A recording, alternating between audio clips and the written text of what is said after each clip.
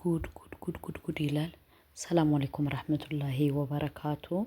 እንዴት ናችሁ? ሰላም ናችሁ? ለመልካም ሁሉ ሰላም አለው አልሐምዱሊላህ። ዛሬ አንድ ትልቅ መረጃ ልነግራችሁ ነው። እናንተ ግን ምንድነው ማድረግ ያለባችሁ? ሰብስክራይብ፣ ላይክ፣ ሼር እና የእናንተን ኮሜንት አስተያየታችሁን አስቀምጡ ማለት ነው። እሱ ምንድነው እንግዲህ የሩታ እናት አብርሽን ከቤት እንዳይመጣ ከቤት እንዳይገባ ኦልሬዲ ልጁ የአብርሽ አይደለም ልጁ የፈረንጁ ነው እየተባለ ነው ማለት ነው። እና አብርሽ ከቤት መምጣት እንደሌለበት ተነግሮታል። አጋጣሚ ቪዲዮውን ገብታችሁ ማየት ትችላላችሁ ማለት ነው። ገባችሁ አይደለ? የጠረጠርነው ነገር እውነት ሆነ ማለት ነው። እሱ ደግሞ ምንድነው ያላቴ እኔ ላንቺ ብዬ ብዙ መጽዋት እየከፈልኩ አንቺ ለእኔ ምንም አላረግሽም እያላት ነበር አብርሽ። ባይዘወይ አብርሽ አንተ ንጉስ ነህ፣ ሩታ ላንተ ታንስብሃለች። እኔ ልንገርህ ሩታ ማለት ቂጧን የጣለች ዶርዬ ከማንም ጋር እምተኛ ናት። ስለዚህ አንተ ለምንድን ነው ራስህን በዚህ ደረጃ የምታረክሰው ማለት ነው? ሂደህ መልመጥመጥ ማስረዳት ምናምን አይጠበቅብህም። በሁለተኛ ደረጃ ደግሞ እንግዲህ ፈረንጁ ሂዶ ልጁን አይቷል። የራሱን ልጅ ማለት ነው። ልጁ የፈረንጁ ነው እየተባለ ነው። እና እኔ ከሁሉ ምን እንደገረመኝ ታውቃላችሁ? እናቲቱ አብርሽን ከቤት እንዳይመጣ ብላ ከልክላለች። አብርሽን ከቤት መምጣት የለበትም ብላ ከልክላለች ማለት ነው። እኔ በጣም ይገርመኛል። ለምን እንደሆነ ታውቃላችሁ? ታስታውሱ እንደሆነ የመጀመሪያ ጊዜ ሩታ ስትመጣ የአዲስ አበባ ልጅ ናት ተብላ በውሸት ያልሆነችውን ሆነች ተብሎ መጥቶ ውር ሲል እውነቱን ስንነግራችሁ አናምን አላችሁ ማለት ነው። አሁን ደግሞ ልጁ የእሱ አይደለም። ልጁ የማን ነው? ልጁ የማን ነው?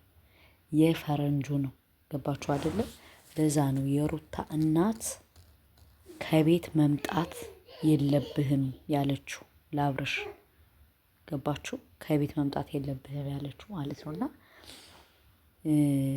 በቃ እኔ አንዳንዴ ማለት ነው በጣም ነው የሚገርመኝ። ገባችሁ? አሁን አብርሽ ስንት መጽዋት ከፍሎ ስንት ነገር አድርጎ ስንት ነገር ብሎ ልጁ ማናቱ የማኑ ነው ወጣ? የፈረንጁ ማለት ነው። ደግሞ አብርሽን አይመስልም፣ ፈረንጁን ቁጭ ነው የሚመስል። አፍንጫው፣ እጁ፣ እግሩ፣ ማጠሩ ማንን ነው የሚመስል?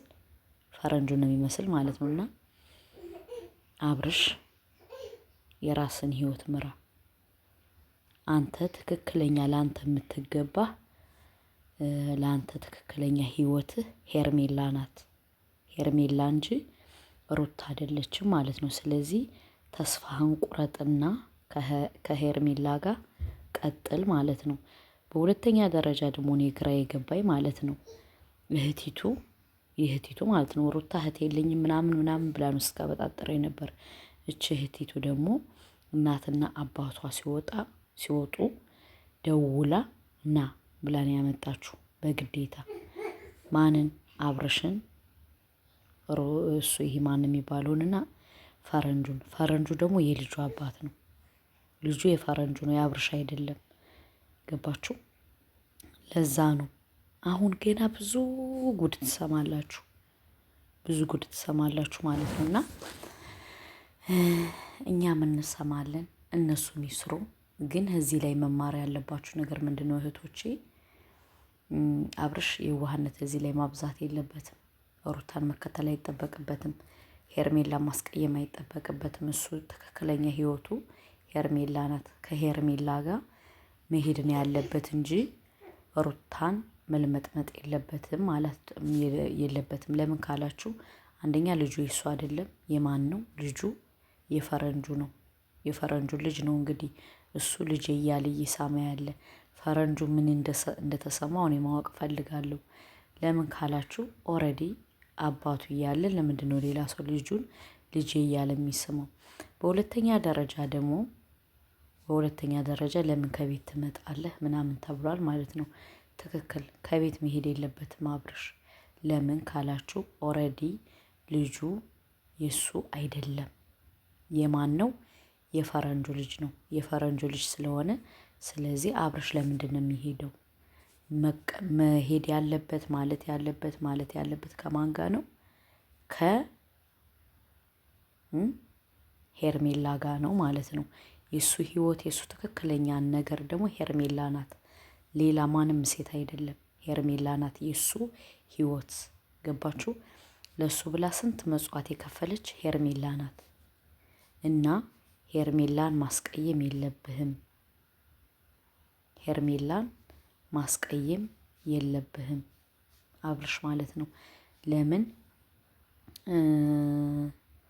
የማይሆንህን ሰው ጋር ከማይሆንህ ህይወት ጋር ከማይሆንህ እንትን ጋር መቀጠል ማለት ሆነ የለብህም።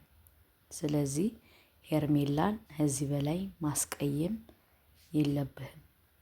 በሁለተኛ ደረጃ ደግሞ ፈረንጁ ልጅህን ተቀበል። ልጅህን አምነህ ተቀበል ፈረንጁ። ለምን ያንተ ልጅ አብርሽ ማሳደግ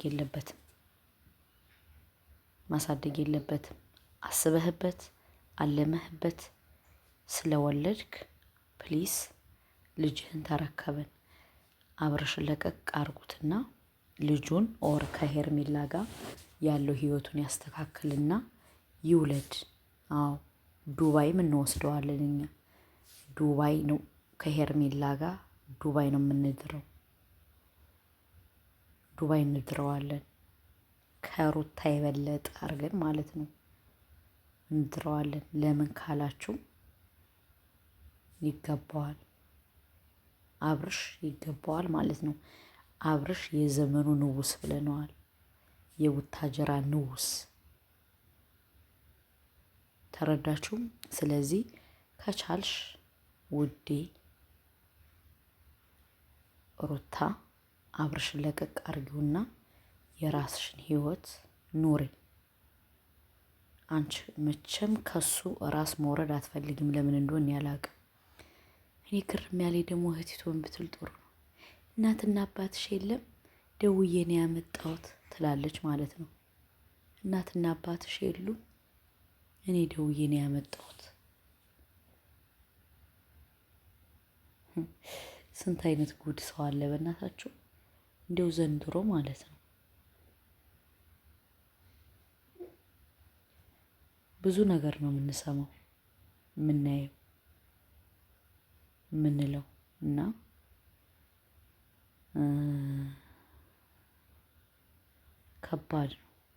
ከባድ ነው እና በዚሁ አጋጣሚ ብዙ አይነት ስሜት ነው የተሰማኝ እኔ።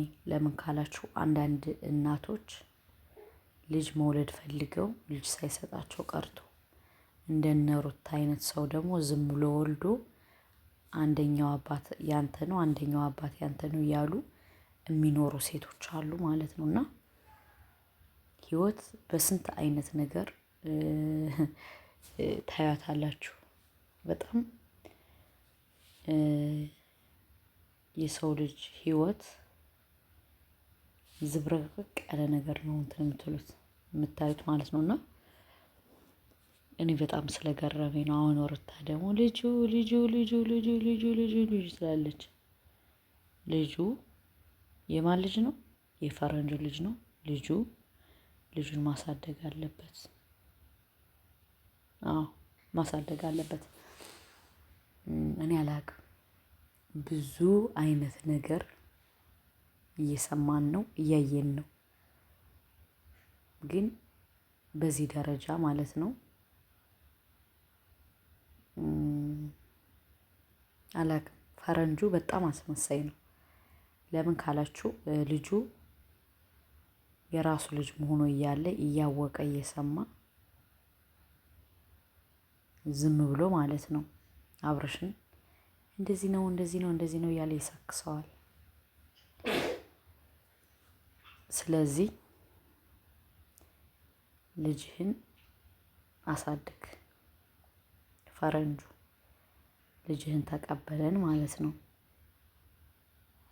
እና ውዶቼ፣ ማሮቼ፣ ፍቅሮቼ ሌላ መረጃ አለ ነገ እዘግባችኋለሁ። በተቻላችሁ መጠን ሰብስክራይብ፣ ላይክ፣ ሼር እያደረጋችሁ ለብዙ ሰው እንዲደርስ እፈልጋለሁ። በተለይ አብርሽ ወደ ልቦናው ተመልሶ ከሄርሜላ ጋር ያለውን አስተካክሎ መቀጠል አለበት ብዬ ነው እኔ እማምነው። ገባችሁ? ነገ ወዲያ ብዙ ነገር እንሰማለን ታያላችሁ። እኔም የምዘግባችሁ ነገር ይኖረኛል።